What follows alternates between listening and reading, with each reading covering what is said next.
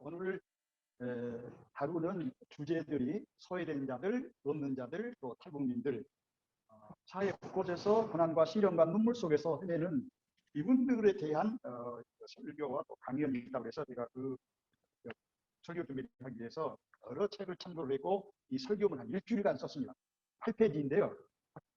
자, 여기 여러분 제가 이거 다 말씀드리기 어려운데요. 이거 다 써 있는데 여러분이 자유주의 신학이라고 하는 해 물결이 계몽류를 타고서 유럽과 미국을 휩쓸었습니다. 자유주의 신학이라고 하는 것은 잘 아신 것처럼 삼위일체를 부정하는 거예요. 예수 그리스도의 신성을 부정합니다. 예수 그리스도의 부활을 부정하는 거예요. 교회의 모든 권위를 다 부정하는 거예요. 그래서 이성은 모든 것의 태양이다. 이성의 권위만 가지면 세상의 모든 것을 해결할 수 있다고 하는 것이 계몽주의입니다. 이 계몽주의의 영향을 받은 신학자들이 만든 것이 자유주의 신학이에요. 많은 우리 한국의 무지몽매한 보수파 목사들과 신학자들이 이 자유주의 신학의 컨셉도 모르는 거예요. 그리고서는 우리 한신대학교 기독교 장로회를 자유주의 신학이라고 이렇게 아주 매도하는 것은 최후 심판에 걸릴 일입니다. 이 자유주의 신학에서는 인간의 하나님의 최후 심판을 부정하는 겁니다. 하나님은 온전한 사랑인데 사랑인 하나님이 무슨 심판을 있겠냐는 거예요. 그러나 이것은 성서의 근본 주제를 기흔드는 거예요. 하나님은 매우 자비스럽지만 공의스럽고 정의롭고 거룩한 분이에요. 그렇기 때문에 어떤 아까 재판 문제도 했습니다만 어떤 재판도 다 공정하지 않습니다. 출애굽기 23장에 재판에 대한 자세한 얘기가 나와요. 그러면서 하는 말이 너희들은 23장 1절입니다. 거짓 풍설을 유언비어를 퍼뜨리기 말하는 우리 한국 보수파 목사 신학자들이 유언비어를 너무 많이 퍼뜨려가지고 우리 한국 교회를 멍들게 하는 것은 크게 회개할 일이고 하나님의 심판 이전에 우리 자유주의라고 하는 이것을 우리가 빼야 될 측면이 있습니다. 그래서 제가 이걸 썼습니다. 한 두 줄 썼어요. 자유주의 신학에서는 하나님의 심판을 거부하고 있다, 부정하고 있다. 그건 신학이 아니에요. 그 다음에 이런 오늘 그 최후 심판의 기준은 여러분 아신 것처럼 이건 주석이 필요하지 않습니다. 우리가 매일 듣고 있고 하는 말이 아까 기도하신 분이고 또 우리 처음에 그 빌립보 2장을 읽으셨는데 사회하신다고 목사님께서 예수 그리스도의 마음을 품는 이 개인과 사회와 단체의 최후의 심판의 기준이 무엇인가를 잘 밝힌 것이 오늘 본문 말씀입니다. 이 말씀 외에도 구약과 신약에 하나님의 최후 심판에 대한 수많은 글들이 나와 있어요.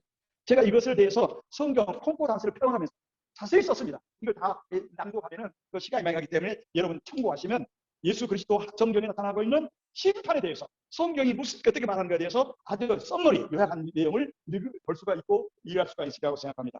그래서 혹시 여러분 책이 있으면 8페이지 보십시오. 8페이지에 옥하는 목사가 쓴 글이 아주 내가 옥하는 목사의 설교를 다 읽었습니다. 나는 옥하는 목사 여기 이 교회를 세우던 하용대 목사 사도입니다. 안 읽은 책이 없어요. 그런데 이분이 여기다 이렇게 썼어요. 참 감동스러운 것인데요. 8페이지에 옥하는 목사 이 얘기를 한번 읽어보겠습니다. 8페이지 있습니다. 옥하는 목사님이 조부민이라는 설교에서 이렇게 썼어요. 내가 죽은 후에 하나님의 심판석 앞에서 육으로 행한 심판을 받는다. 죽고 남의 나의 모든 명성은 휴지 조각이다. 나만 위해 사는 인생은 하나님 앞에서 남아있는 것이 아무것도 없다. 목사의 진지한 생각은 뭐냐면 내가 하나님 심판대 앞에 설 때 하나님은 나 자신의 일생을 돌아보시면서 어떻게 평가하시고 심판하실 것인가. 이것이 목사의 가장 중요한 관심이 된다는 거예요. 옥하는 목사 말씀은. 그래서 이건 뭐라고 썼냐면 내 자신의 성공과 명예를 위하여 교회를 봉시키고 교회당을 크게 짓고 대형교회를 만들고 그리고서는 그것이 이렇게 하는 게 아닌가. 그러니까 그것은 옥하는 목사님이 대형교회를 했습니다. 아마 내가 했다면 이 말을 이단일 거예요. 얼마나 큰 교회를 하신 분이 이렇게 하신 거예요. 말씀하는 거예요. 아까 기도하시면서 번영신학에 대한 비판을 하신 거와는 같은 내용입니다. 교회들 어떤가? 성공과 명예를 위해서 교회를 봉시키고 어떤 이런 설교를 들으면은 목사도 교인도 재수 없다고 한다. 기분 잡쳤다. 이거 내가 쓴 말에 그대로 책에 나와 있습니다.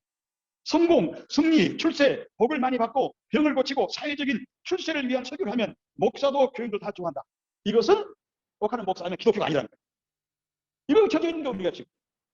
그래서 아까 우리 마지막 기도하신 목사님 말씀하신 것처럼 우리가 회개할 것이 많이 있고 최후 심판에 옥하는 목사의 말을 우리가 많이 기억할 것이 있습니다. 그 다음에 소외자를 위해서 마태 우리 본문 말씀이 하나 먹고 이름 없는 자를 어떻게 교회가 되어 있고 어떻게 우리 목사가 되어야 하는가. 이것이 최후 심판의 기준이에요. 그래서 여기 내가 두 사람의 예를 들었습니다. 제가 열사책을 다 뒤져봤어요. 그랬더니 안토니우스라고 하는 251년부터 356년 사이에 에집트를 기독화시키는데 결정적인 공헌을 하신 분이 안토니우스입니다.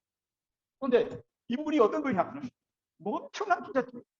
예수 그리스도의 말씀을 듣고 사도행전 3장에 나오는 성령 받았고 능력 받았고 방언했던 그분들이 입으로만 떠든 것이 아니고 이분이 그분과 유무상통을 하며 아무도 가난한 자가 없을 정도로 모든 사람들이 아주 기쁘게 사는 데서 이분이 큰 감동을 받은 거예요. 가난한 사람은 감동을 받지만 엄청난 부자 막 권리 가는 사람 이런 마음 좀 싫은 거예요.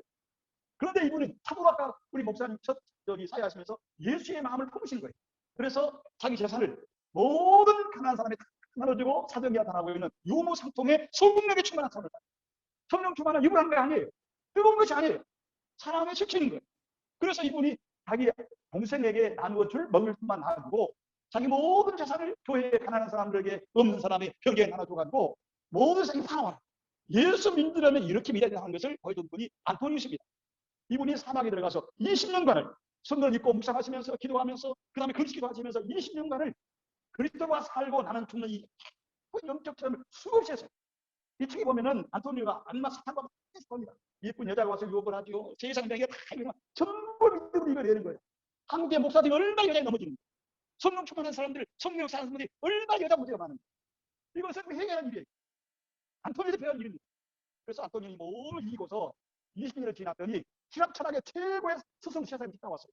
무엇이 참 진리고 무엇이 참으로 아름다움이냐 후양 가운데서 마치 귀신 들린 여자가 왔어요. 안토니오가 묻습니다. 자, 참으로 진리와 참으로 자유가 무엇인지 알려면 이 귀신 들린 여자에게 자유와 평안을 줘라. 이거 참된 진리가 나오고 내가 먼저 해라. 그랬더니 신학 철학의 최고의 철학된 철학을 못하는 거예요. 그때 안토니오가 여기만 가려면 안토니우스가 예수 그리스도 이름으로 행하노니 사탄아 물러가라. 그래서 여자가 미치고 되니까 가족과 친척 전체가 예수를 믿게 됩니다. 그래서 이분이 책에 썼어요. 하나님 나라는 말이 있지 않습니다. 하나님 나라는 훌륭한 기도 있는 것도 아니에요. 하나님 나라는 사도를 나눠처럼 하나님의 능력과 치유에 있기 때문에 성령이 나타난 능력으로서 가난을 돌봐주고 어느 사람에게 이유를 주고 병자를 치료해주는 이 놀라운 역사를 안토니우스가 하는 거예요. 20년을 하고 나니까 이분이 영향이 너무 커져서 사회에 나갔습니다. 여기 자리에 나갔습니다만 혼자된 대제까지 안토니우스에게 자문을 구합니다. 참으로 예수 믿는 사람이 눈을 닫는 이 사람이다. 그래서 로마사에서 에집트에서 안토니우스 영향이 너무 큰 거예요. 여러분 희생이 없는 성령 무대가 어디 있습니까? 내 재물을 바치는 성령 무대가 어디가 있어요?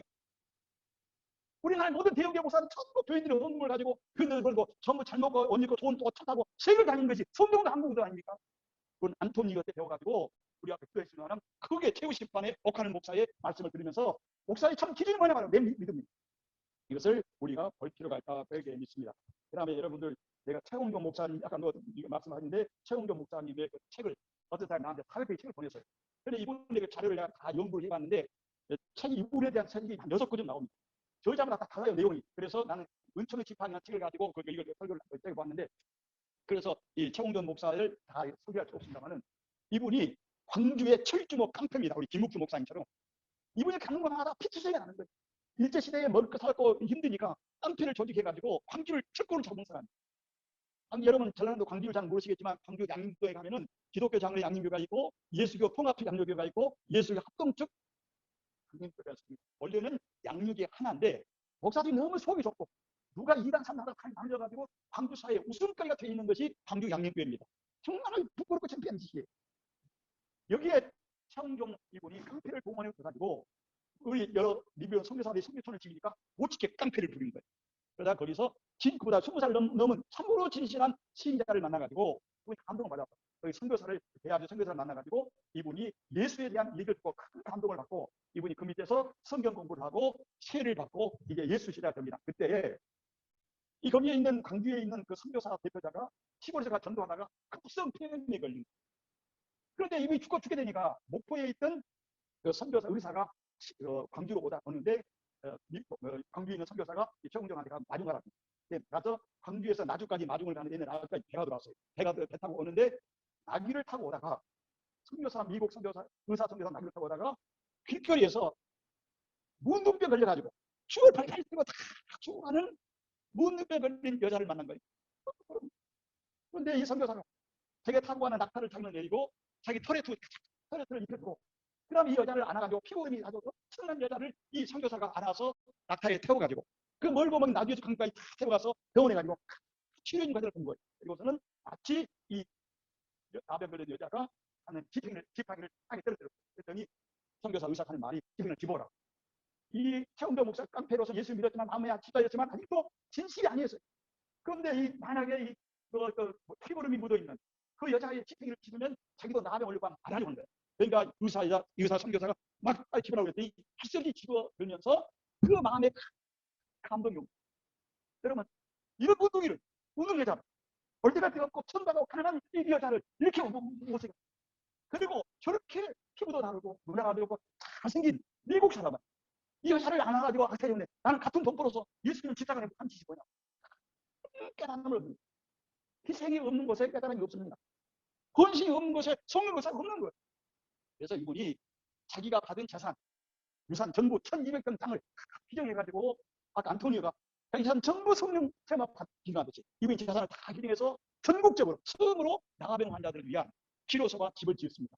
그리고서는 이분이 광주에 있는 3.1운동의 주동자가 됐어요. 그래서 3.1운동 민족을 살리자 해가지고 이분이 광주 대표자가 돼가지고 참 운동에서 광주 장난하다가 했는데 이분은 건드지 못해가지고 서울 3.1운동 참여했다가 잡혀가지고 6개월 동안 감옥 살았어요. 그리고 내려와서 성령 더 충만해가지고 이 사람들을 나병 환자로 옳다고 사는데 광주에 얼마나 나병 환자 모여드는지 그래서 광주 시민이 데모하니까 여러분 손양한 목사에 나오고 순천 예양원 가보지 모르겠는데 순천 예양원을 이분이 세웠습니다. 광주에 있는 나병 환자들이 너무 광주 시민들이 못 살고 하니까 순천에 보내서 손양한 목사님이 순교당하고 두한테 순교당하지 최홍경 목사 때문이에요. 그래서 이분이 나중에는 나병 환자도 올 때가 없고 터져뜨리고 내맞고 정말 마태복 20번 나오는 그 사람들이 이들을 돌보지 않는 예수가 아니에요. 기독교가 아닌 거예요. 이 선교사들의 행동을 보면 이 사람들을 돌보지 않냐. 소외자를 무시하는 예수 믿는 사람이 아닌 거예요. 그 두둥아를 믿는 거예요. 기도자를 되는 것이 아니에요. 그래서 이분은 150명을 데리고 서울에 광주에서 서울까지 15일 동안 행진합니다. 전국에 알려버리니까 전국에 나병 환자 500명이 참석합니다. 그래가지고 당시 청와대 여기 다 이름 나와 있습니다만 시합이 된다 말하기 어려운데 청와대 지금 같은 백악관 청와대에 가가지고 일본 총독을 만나서 총독이 안 만나주는. 그랬더니 그분들이 자료에 가면 일주일 동안 총독 관제 앞에 텐트를 치고 매일 소리 지르는 할 수 없이 일본 총독이 나와가지고 최홍경 목사를 만난 거예요. 요건이 뭐냐? 얘다 벌떼가 되었고 배고프고 춥고 한국 사람은 사람이 아니다 이게. 이들을 이렇게 버리면 되냐? 조건 포로되어 있는 그 나병 환자의 시를 1000명이 넘는 곳으로 확대시키고 나은 사람들을 위해서는 생활할 수 있도록 농장을 만들어주고 그리고 여기 500명이 소록도에 갈 수 있도록 특별 기차를 만들어 대결해주고 소록도에서 여기 여수에서 그 산에 갈 때까지는 또 그걸 가야 되기 때문에 배를 갈때 100까지 해달라. 그래서 이 총독이 500명의 나병 환자들을 보고서 이 정말로 예수 믿는 사람이 여기 있구나. 나는 예수를 믿지 않지만 제국주의 앞에 앞장지만 진실로 예수 믿는 사람이 없고 가난하고 병든 사람들을 위한 이 투쟁이야말로 이 노력이야말로 일본에서 살릴 수 없는 놀라운 일을 감독받는 게 중국. 그래서 노력을 해가지고 그분이 소록도에서 살다가 부인들한테 맡기고 이분이 다시 경주에 가서 환자들을 위한 노력을 하다가 이분이 나중에는 강주 무등산에 들어가서 자기가 뭘 쓰냐면 사망 통지서를 씁니다. 나는 5방이 나왔는데 5방 5가지 해방이에요. 가족에서부터 해방, 경제적인 이익에서 해방, 사회적인 모든 명예 해방, 경제가 해방입니다. 그래서 나는 이제 죽었다. 최홍종이는 죽었으니 5방, 최홍준은 죽었으니 모든 친지들이 자기 이름에서 내 이름을 빼달라. 나한테 소식거리지 말라. 소식 내가 듣지도 않을 거고 혹시 나를 길에서 만날 때는 모른 척 해달라고 그런 길을 써서 보내줬어요. 그래서 사만품 갈라디아 2장 20절 예수 그리스도가 십자가에 못 박혀 죽었으니 이제 내가 산 것이 아니고 예수가 산다고 한 것을 실제로 보여주기 위해서 그의 명예가 엄청난 거예요. 그걸 다 포기했거든요. 이것이 진짜 예수 믿는 사람. 여러분 총회장 내려고 얼마나 돈을 많이 쓰는 거예요. 총회장 얼마나 돈을 많이 써요.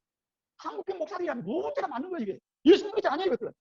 이런 면에서 우리 최홍경 목사님의 이 사망 통지서를 꼭 좀 우리가 한국 목사들 아까 코로나 이후에 포스트 코로나 때는 최홍경 목사의 삶을 안토니의 삶을 개인적으로 교회에서 실천할 필요가 있다고 이렇게 생각합니다. 그리고서 이분이 전국교회 목사들한테 나중에 경고문을 보냅니다.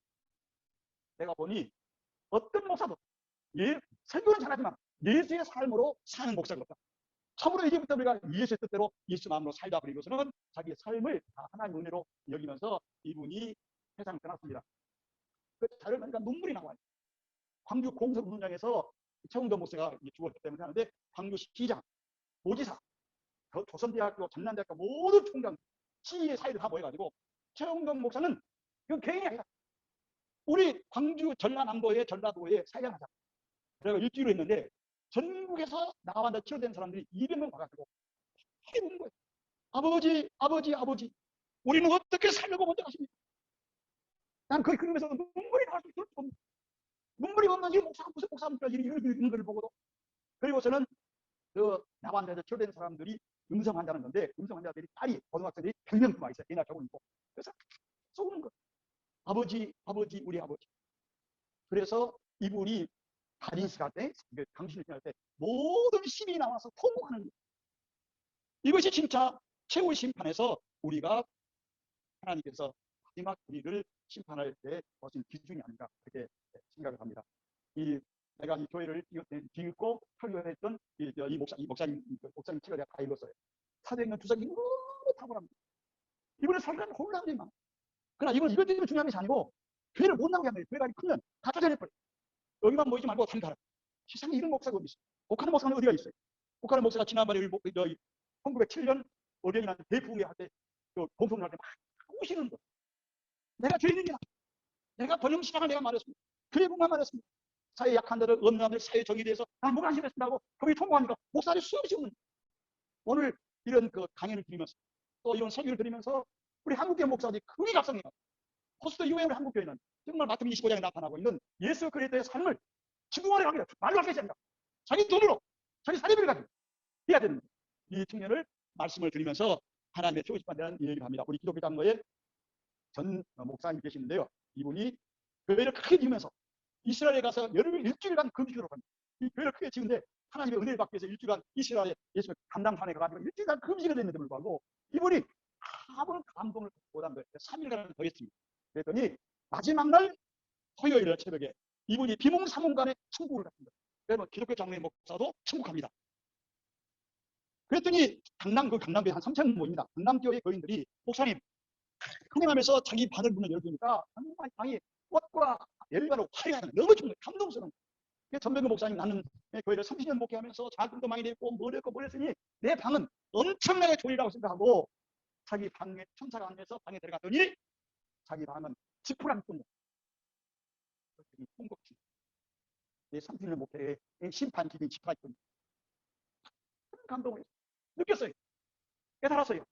내가 모든 장학금을 냈고 성교비는 전부 교회의 눈물과 땀이 드는 헌금이지 내 사례비는 한 번도 안 쓰지 없다는 이제부터 내 마지막 모든 거짓 사례비를 성교비를 쓰겠다. 장학금을 쓰겠다. 그래가지고 오자마자 장학금을 다 냈어. 이것을 어디서 간증했다. 이걸 하나가 하와이 100주년 2주 기념을 맞이해가지고 통합 측이 목사가 제일 많습니다.